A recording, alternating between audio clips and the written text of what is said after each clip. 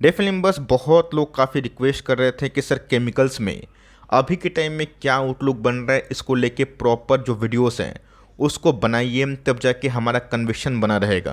तो जी हाँ दोस्तों, आप सबको अच्छे से पता है कि पूरे इंटायर बुल मार्केट में ना एनबीएफसी ने अच्छा परफॉर्म किया है, ना केमिकल्स ने किया है, ना फ्लेक्सिबल पैकेजिंग बिजनेस ने किया है। इवन ये बोलना गलत होगा कि पूरे इंटायर बुल मार्केट में सारे के सारे इंडस्ट्री भागे नहीं दोस्तों। सिलेक्टिव इंडस्ट्री में अच्छी खासी तेज़ी आई, लेकिन यस कुछ कुछ इंडस्ट्री ऐसे भी हैं जिनको अभी भी एक हेडविंड्स का सामना करना पड़ रहा है। बट मेरा ऐसा मानना है कि आने वाले 6 महीना साल भर में चीज़ सुधरेंगे। और मुझे ये भी पता है कि बहुत लोग के पास कोई ना कोई केमिकल कंपनी होगी जिसको लेकर वो काफ़ी परेशान होंगे। बट मेरा ऐसा मानना है, जब आपने इतना टाइम होल्ड किया तो 6-8 महीना में दोस्तों कुछ जाएगा नहीं, बल्कि चीज़ अगर सुधरते हैं तो हमें ना काफ़ी फ़ायदा हो सकता है। तो केमिकल्स में अभी बहुत बड़ी न्यूज़ नहीं है, बट बहुत बहुत मेहनत करने के बाद मैंने कुछ इंपॉर्टेंट चीज़ जो डेटास है उसको नोट डाउन किए हैं, जो शायद आपके लिए बहुत ही हेल्पफुल बन सकते हैं। चैनल फर्स्ट टाइम होंगे सब्सक्राइब कर सकते हैं इस तरह की क्वालिटी कंटेंट को सबसे पहले एक्सेस करने के लिए। Now without taking any for time,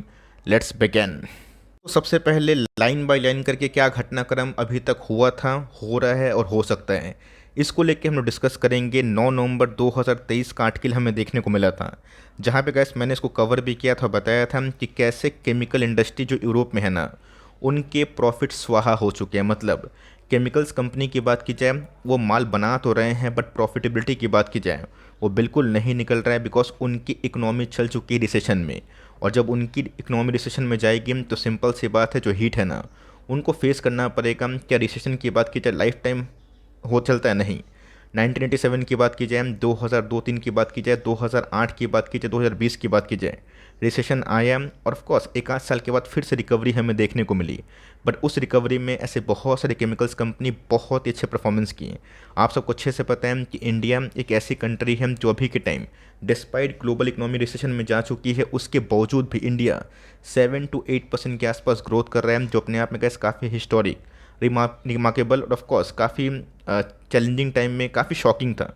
but इसी बीच में हमें देखना बहुत इंपॉर्टेंट है कि इंडियन केमिकल्स कंपनी भी ना बहुत ज़्यादा माल एक्सपोर्ट करती है यूरोप में, यूएसए में और वेरियस कॉन्टिनेंट्स में, जिनके डिमांड दोस्तों उनके इकोनॉमी में डिपेंड कर रहा है। सिंपल सी बात है, एक क्वार्टर पहले की बात की जाए, वहाँ पे कैसे घटनाक्रम क्या था, जितने भी बड़ी बड़ी कंपनीज़ की बात की जाए जो ऑफकोर्स यूरोप की शान हमें देखने को मिलते हैं, बीएसएफ की बात की जाए, डो की बात की जाए, ईस्टमैन केमिकल की बात की जाए, सबके ना दोस्तों लॉस ना लाइन से बढ़ते हुए देखने को मिले थे। सेल्स की बात की जाए, प्रॉफिट की बात की जाए, बिल्कुल ही नहीं निकल रहे थे दोस्तों। बीएसएफ की बात की जाए, जो वर्ल्ड की सबसे बड़ी केमिकल कंपनी हमें देखने को मिलती है, जो अभी भी गैस वर्ल्ड की लार्जेस्ट केमिकल कंपनी बोलना गलत नहीं होगा अगर उनको $264 मिलियन के आसपास लॉस हो रहा है ना। आप समझ के चलिए कि कहानी उस समय क्या थी। लेकिन दोस्तों अभी के टाइम कहानी शिफ्ट होते हुए देखने को मिल रही है, और जैसे ही रेट कट शुरू होगा जीडीपी में बाउंस बैक होगा। और इतिहास बोलता है कि जीडीपी के बाउंस बैक के संग ना केमिकल इंडस्ट्री थोड़ा सा आगे चलता है, बिकॉज जीडीपी में कंजम्पशन बहुत ही हद तक ह्यूज रोल प्ले करता है, और उसके पीछे केमिकल एक बहुत ही रिस्पॉन्सिबल एलिमेंट है, जिनका फ़ायदा और जिनका मार्केट वर्ल्ड जीडीपी के संग जो उनके देश की जीडीपी है ना उस पर बहुत ही हद तक निर्भर होती है। यहाँ पे दोस्तों कुछ रिफॉर्म्स की बात की जाए, वो हमें केमिकल इंडस्ट्री में आता हुआ देखने को मिल रहा है। यूरोप को मैं क्यों कवर कर रहा हूँ, बिकॉज ऐसे बहुत सारे माल मटेरियल्स हैं, और खासकर दोस्तों एफटीए साइन होने के बाद ना आप सबको अच्छे से पता है कि बहुत सारे केमिकल्स कंपनी एकदम खुलेआम माल बेच रहे हैं। आपने देखा कि फाइन ऑर्गेनिक का जियोग्राफिकल प्रेजेंस 61% इंडिया में है ही नहीं, बल्कि एक्सपोर्ट मार्केट हमें देखने को मिलता है। तो बोलने का क्या मतलब है, जब दोस्तों उनकी एक्सपोर्ट वाली कंट्री अच्छा करेंगे, उनके अंदर रिफॉर्म्स आएगा, हमारे केमिकल्स कंपनी भी ठीक ठाक चलना शुरू कर सकते हैं। तो यूरोप की बात की जाए, उनके सीईओ ने बताया है केमिकल इंडस्ट्री की कि Europe needs strong chemical sector, जिसमें गैस आने वाले दिनों में ना उनको बहुत ज़्यादा कॉस्ट कटिंग के संग जो इनोवेशन उस पर काम करने की आवश्यकता पड़ सकती है। तो वीडियो अभी तक पसंद आ रही है तो प्लीज़ लाइक करिएगा, बिकॉज अभी मैं देख रहा हूँ जो कंपनी नहीं चलती है, जो सेक्टर नहीं भागते हैं, उसको लेके बहुत ही कम आर्टिकल्स होते हैं। और जो जो कंपनी अच्छा करती है, जिस सेक्टर में तेज़ी होती है, उस पर बहुत ही आर्टिकल्स मिलते हैं। तो मैं बहुत ही मुश्किल से गए जो पुराने बीते गए आर्टिकल्स, जो अभी नए आर्टिकल्स आ रहे हैं और जो आने वाले आर्टिकल्स हमारे काम के हैं, उसको मैं पॉइंट आउट कर रहा हूँ। वीडियो पसंद आई, मेहनत पसंद आई तो प्लीज़ लाइक करिएगा। आप सबको अच्छे से पता है कि सेकेंड लार्जेस्ट प्रोड्यूसर केमिकल कौन है, यूरोप है। चाइना की बात की जाए नंबर 1 अभी भी देखने को मिल रहे हैं। चाइना के जीडीपी की बात की जाए 5% से नीचे ही हमें देखने को मिल रहा है, जो कि एक समय ना एब नॉर्मल 10% के आसपास ग्रोथ कर रहा था। अब सिंपल सी बात है, चाइना में गैस कोई ना पैसा लगाना चाह नहीं रहा है, बिकॉज उनके रियल एस्टेट की हालत अभी भी ख़राब है।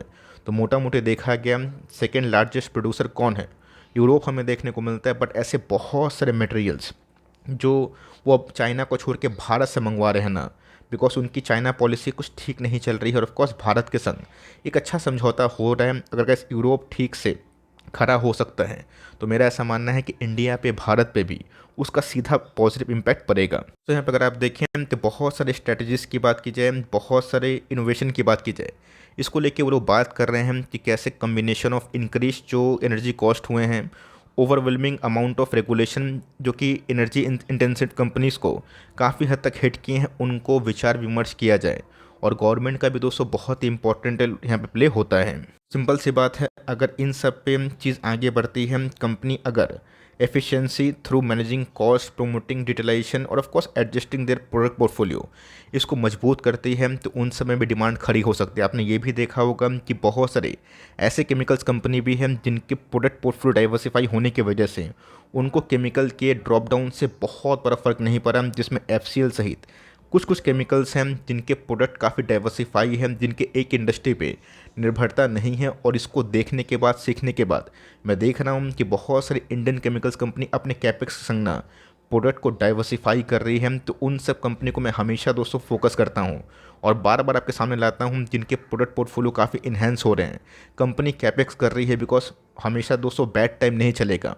और जैसे ही गुड टाइम होगा, जो कंपनी अभी कैपेक्स करके रखी है ना, उनको साल 1.5 साल के बाद काफ़ी अच्छा फ़ायदा होगा। आपने देखा भी था कि आरती इंडस्ट्रीज़ कैसे 450 के नीचे आई थी, उसके बाद 700 के आसपास मेजर बूस्ट मिला।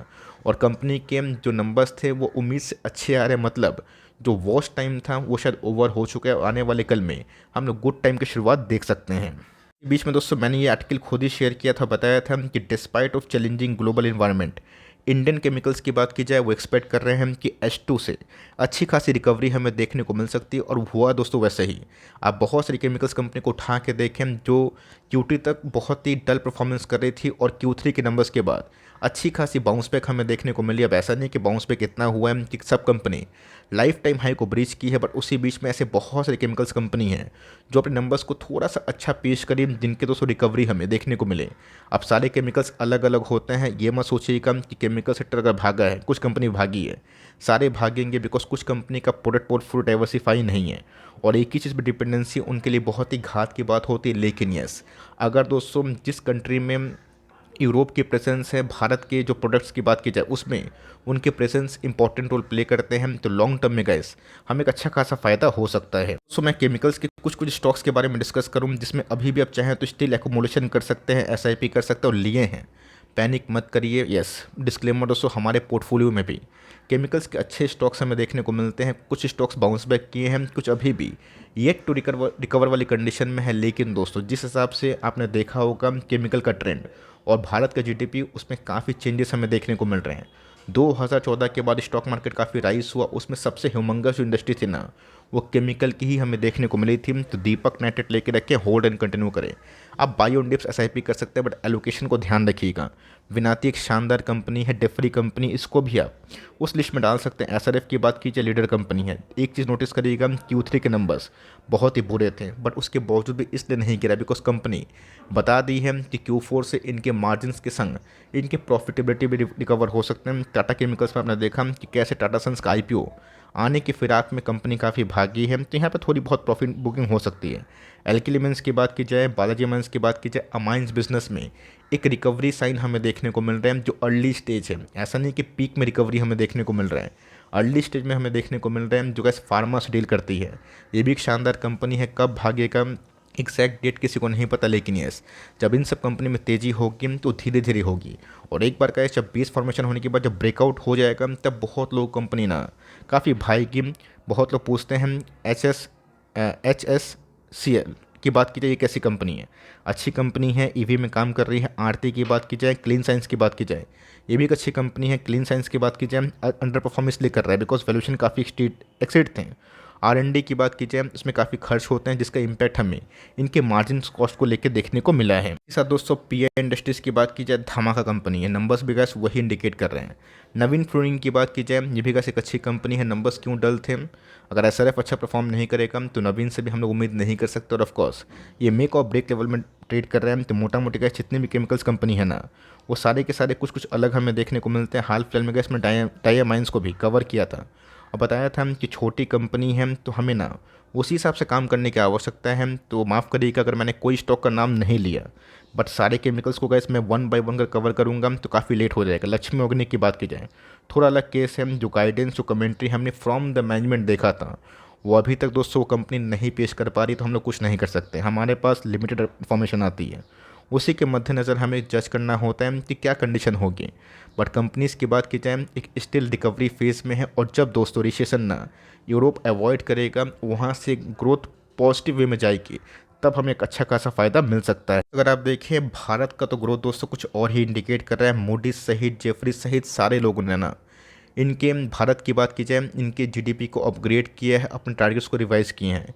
इवन क्रिसिल की बात की जाए, उनको ऐसा लगता है कि 2031 तक भारत ना अपर मिडिल इनकम की बात की जाए वो जनरेट करने लगेगा। ऑफकोर्स इनके जो GDP है 6.8% FY25 में होंगे, जो देश विदेश से ना काफ़ी अच्छे हैं। मोडीज़ की बात की जाए, उनको तो ऐसा लगता है कि इस साल के एंड तक भारत का GDP आंकड़ा कहीं 8% के आसपास ना पहुंच जाए, जो कि हमें शक्तिकांता दास ने पहले ही हिंट दे दिया है। तो इसी बीच में ये ग्राफ देखना बहुत ही इंपॉर्टेंट है और इसे जज करना बहुत ही इंपॉर्टेंट है। हाईएस्ट केस की बात की जाए, यूरोप के जो टॉप कंट्रीज़ की बात की जाए, डेनमार्क जो कि 2% पॉजिटिव ग्रोथ में था, और मैक्सिमम कंट्रीज़ की बात की जाए 0.5%, 1% नेगेटिव, जिसमें Italy, Greece, Estonia, Poland, Ireland, Finland, बहुत सारी कंट्रीज़ हैं। इनका दोस्तों कहाँ पे कहानी है आप देख ही सकते हैं। तो भारतीय बाजार भले ही ग्रोथ क्यों ना कर रहा हो, लेकिन यस आपको एक चीज़ समझना पड़ेगा कि यूरोप के मेजर कंट्रीज रिसेशन में है।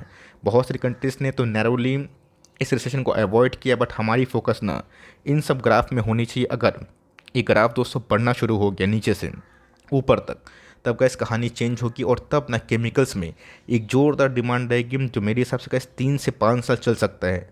इसलिए गैस अगर आपने अभी तक होल्ड किया है तो कंटिन्यू कर सकते हैं। गैस मेरा निजी मामला है, ये कोई बाई सेल रिकमेंडेशन नहीं है, ये गैस एक एजुकेशनल वीडियो है जो मैंने खुद सर्च किया, देखा कि यूरोप में घटनाक्रम क्या हो रहा है, US में घटनाक्रम क्या हो रहा है, इससे इंडियन मार्केट कितना इम्पैक्ट खा सकता है।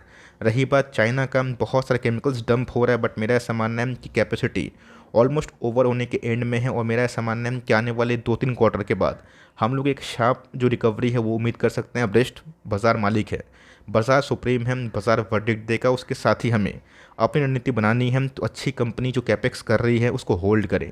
कंपनी में बैलेंस शीट सही है, कंपनी में अगर बड़े पार्टीज माल खरीद रहे हैं और पब्लिक बेच रहे हैं तो घबराने की बात नहीं है। वहाँ पे कैसे होल्ड करने से ही ना बड़े पैसे बन सकते हैं। तो आपका क्या पॉइंट ऑफ व्यू है, कमेंट बॉक्स में बताइएगा। जरूर डिस्क्लेमर कैसे मैं फिर से देना चाहूँगा कि बहुत सारी कंपनीज हमारे पास केमिकल्स के हैं, कुछ कंपनी रिकवर की है, कुछ कंपनी को होना बाकी है, बट येस हम लोग अभी भी formally for long term hold कर रहे हैं। और मेरा ऐसा मानना है कि जब तक 5-10 साल के आसपास आपको टाइम ना हो जाए, तब तक समझ में नहीं आएगा कि जो साइकिल्स है वो कैसे बिहेव करते हैं। वीडियो अच्छी लगी, इन्फॉर्मेटिव लगी, प्लीज़ लाइक करिएगा, बिकॉज बहुत मेहनत लगी है।